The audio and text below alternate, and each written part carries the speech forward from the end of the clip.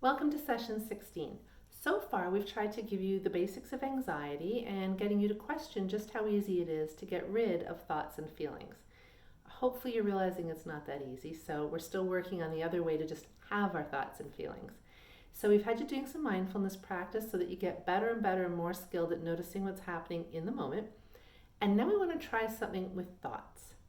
Usually, it's not the thought that's the problem, it's what we do when the thought shows up. So, as a parent, if you get hooked into thoughts about what a bad parent I am, I'm just going to guess that does to you what it does to me. It brings in the guilt, the shame, the anxiety, the sadness, the hopelessness, the anger, the frustration. I probably don't need to go on.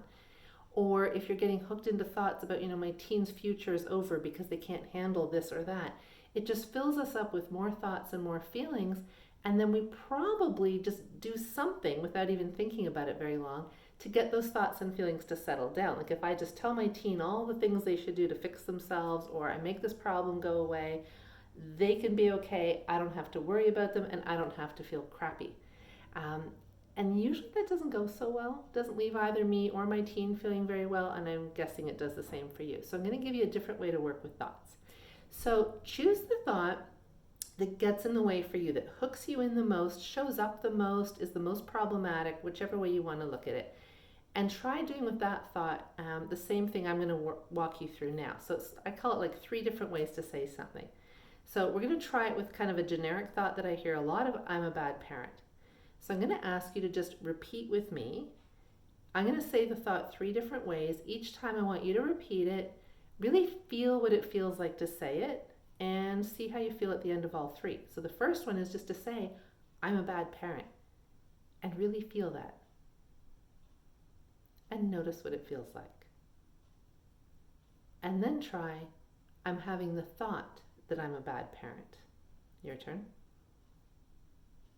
And notice what that feels like. And our last one, I'm noticing I'm having the thought that I'm a bad parent. Try that one. And notice what that feels like. For some people, they all feel the same. For many people, we get a little bit of liftoff from the second one and even more from the third, where the thought feels like something we have. It might be, kind of like, I have a marker, I have a watch, I have a painting on my wall, I'm having a thought that. It all just becomes stuff that we have, even though it's inside. And that can sometimes help us to get enough distance and lift off from the thought, not be so hooked into it, that we get a pause button. And when we get a pause button, we get to pause and make a choice about what we want to do as the parent that we want to be, and we don't get so knocked around by our thoughts. So pick a thought that you struggle with, as I said, that shows up a lot or is really problematic, or the one you tend to have that knee-jerk response to, and try saying it 3 different ways. Notice which one feels a little more distanced for you. And then in moments when it shows up with your teen, before your mouth opens, before you make a decision and do something, try to rephrase the thought. This is just one of many steps we're going to take you through. And see if it helps to get you a little distance from the thought, little separation, and helps you to not be so reactive, not make so many efforts to get rid of it. And we'll see how you do.